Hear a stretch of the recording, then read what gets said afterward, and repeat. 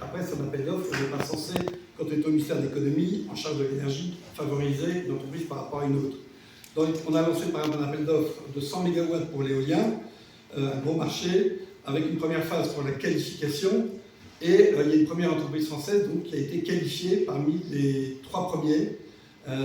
Et donc pour la deuxième phase qu'on va bientôt lancer. Donc potentiellement, on a une entreprise française qui pourrait gagner ce marché de plus de 100 millions d'euros du reste. Je suis en contact avec eux par des messageries cryptées, mais d'un autre côté, je sais qu'il faut faire très attention parce que c'est un appel d'offres où je ne suis pas censé aider une entreprise par rapport à une autre. Donc là, on voit bien la difficulté de l'exercice.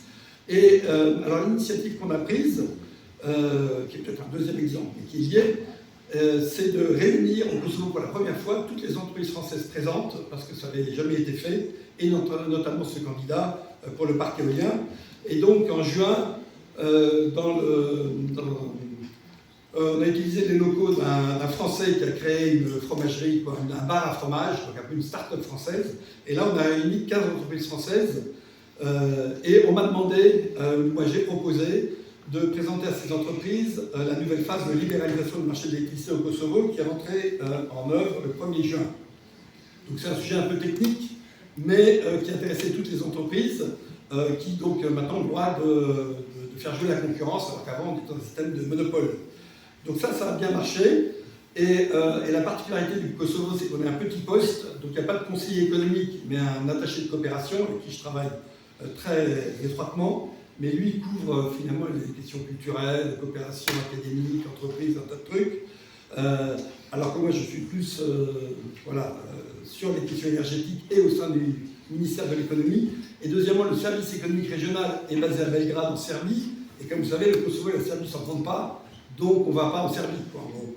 Bref, tout ça pour dire que, dans le poste, je suis devenu donc, un point de contact pour les entreprises françaises, en travaillant en collaboration avec l'attaché de coopération, et les retours d'expérience, puisqu'on avait un questionnaire de satisfaction de ces 15 entreprises, où il y avait donc à la fois des grands groupes, style Schneider Electric, Lactalis, ce candidat pour le parc éolien, j'en passais des meilleurs, mais aussi des petites PME, des startups françaises.